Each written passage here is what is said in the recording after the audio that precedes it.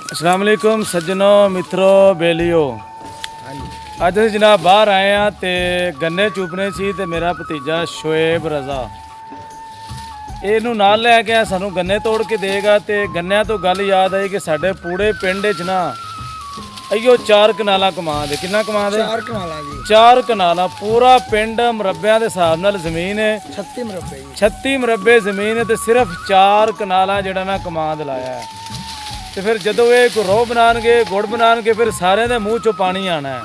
ਪੂਰਾ ਪਿੰਡ ਇਕੱਠਾ ਹੋ ਗਿਆ ਜੀ। ਪੂਰਾ ਪਿੰਡ ਇਕੱਠਾ ਹੋ ਜਾਂਦਾ ਹੈ। ਮਤਲਬ ਇਹ ਕਮਾਦ ਨਹੀਂ ਲਾਣਾ ਤੇ ਜਿੰਨੇ ਕੋ ਥੋੜਾ ਬਹੁਤਾ ਲਾਇਆ ਹੁੰਦਾ ਹੈ ਫਿਰ ਉਹਦੇ ਉਲਰ ਜਾਂਦੇ ਨੇ। ਉਹ ਫਿਰ ਪੇਸੀ ਸਾਰੇ ਲੈਣ ਆ ਜਾਂਦੇ ਨੇ ਜੀ। ਕੋਈ ਕਹੇਗਾ ਡੋਲ ਰੌਂ ਦਾ ਦੇ ਦਿਓ, ਕੋਈ ਕਹੇਗਾ ਜੀ ਇਹ ਜਿਹੜਾ ਕੜਾ ਆ ਇਹਦਾ ਧੋ ਦੇ ਦਿਓ ਜੀ।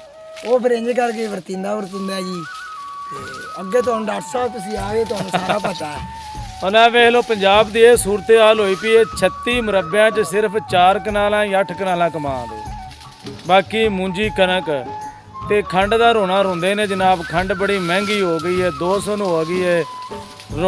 ਰੋਂਦੇ ਰਹਿਣਗੇ ਸਾਰੇ, ਪਰ ਜਿਹੜੇ ਚੰਗੇ ਕੰਮ ਵਾਲੇ ਕਿਸੇ ਨਹੀਂ ਆਣਾ ਕਿ ਕਮਾਦ ਲਾ ਲਈਏ। ਜਿਨ੍ਹਾਂ ਕੋਲ ਪੈਲੀਆਂ ਨੇ ਉਹ ਗੁੜ ਬਣਾ ਲੈਣ, ਸ਼ੱਕਰ ਬਣਾ ਲੈਣ, ਨਾਲ ਕੋਈ ਗੁਆਂਢੀਆਂ ਦਾ ਕੋਈ ਪਿੰਡ ਵਾਲਿਆਂ ਦਾ ਯਾਰਾਂ ਸੱਜਣਾ ਦਾ ਵੀ ਸੌਰ ਜਾਵੇ। ਉਸ ਪਾਸੇ ਨਹੀਂ ਆਉਂਦੇ। ਡਾਕਟਰ ਸਾਹਿਬ ਆ ਮੇਰਾ ਜਨਾਬ ਸ਼ੁਏਬ ਭਤੀਜਾ ਨਾਲੇ ਮੈਨੂੰ ਗੰਨੇ 'ਚ ਪਾਇਆ ਗਿਆ ਤੇ ਨਾਲੇ ਕਹਿੰਦਾ ਕਿ ਜਦੋਂ ਮੇਲਾ ਲਾਵਾਂਗੇ ਚਾਚੂ ਤੈਨੂੰ ਰੋਹ ਵੀ ਪਿਆਵਾਂਗੇ। ਹਾਂਜੀ। ਤੇ ਇੱਕ ਹੋਰ ਗੱਲ ਸਪੈਸ਼ਲ ਨਾ ਮੇਰੇ ਭਤੀਜੇ ਤੇ ਮੇਰੇ ਭਰਾ ਮੇਰੇ ਵਾਸਤੇ ਗੁੜ ਵੀ ਰੱਖਦੇ ਨੇ ਤੇ ਸ਼ੱਕਰ ਵੀ ਰੱਖਦੇ ਨੇ। ਤੇ ਜਿਹੜਾ ਸਵਾਦ ਦੇਸੀ ਗੁੜ ਸ਼ੱਕਰ 'ਚ ਨਾ ਉਹ ਕਿਧਰੇ ਵੀ ਨਹੀਂ ਹੈਗਾ। ਤੇ ਸਾਰੇ ਵੀਰਾਂ ਜਿਨ੍ਹਾਂ ਕੋਲ ਪੈਲੀਆਂ ਨਾ ਕਮਾਦ ਕਮੂਦ ਲਾਣਾ ਚਾਹੀਦਾ। ਸਬਜ਼ੀਆਂ ਲਾਓ ਤੇ ਮਹਿੰਗਾਈ ਤੋਂ ਜਾਨ ਛਡਾਓ।